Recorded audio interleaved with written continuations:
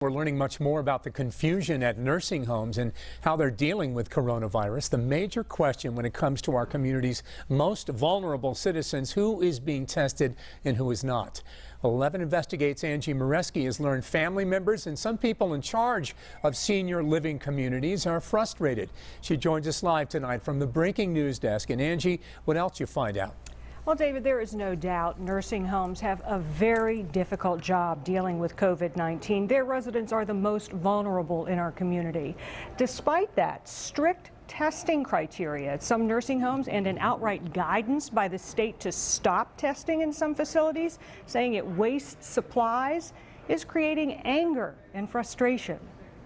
93-year-old Teresa Veit is a resident at UPMC's Cranberry Place nursing home. She came down with pneumonia and was exposed to an employee who tested positive for COVID-19, but her son says the facility refuses to test her. We thought she was she should have been tested at that time. The state says the elderly are a priority for testing because they're most at risk, but Veit was told the medical director of UPMC's Senior Living decided his mom did not meet criteria. I mean, how could you not test for someone in that situation? I'm wondering, is there a bit of discrimination towards older people?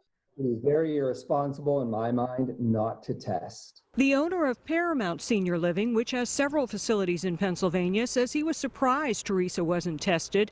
They're the most vulnerable people in this country at this point. He says part of the problem is a lack of consistent guidelines being given to nursing homes from the state. Despite saying seniors are a priority for testing, he says the Department of Health told him to stop testing residents in his central Pennsylvania nursing home because 3 there had tested positive. The comment that was made was that let's not waste supplies and test everyone. That's the same protocol Brighton Nursing in Beaver County started to follow after that facility had 3 deaths and 50 tested positive. But Cox says not testing is not fair. I think we need to know, I think the families need to know, and I think the patient themselves, I think they need to know. Just this weekend, the state Secretary of Health called for more testing. The public health value of negative tests is larger now because we want to know where tests are positive and where tests are negative. But when pressed today, the state admitted nursing homes are told to stop testing when several residents are positive and to just assume all are positive, saying it makes sense because it saves resources for testing and can save PPE because workers do not need to take off all PPE and discard it as they move from one resident to the next. I think it's a dignity and a respect issue. It's hard not being able to go in there to see my mother.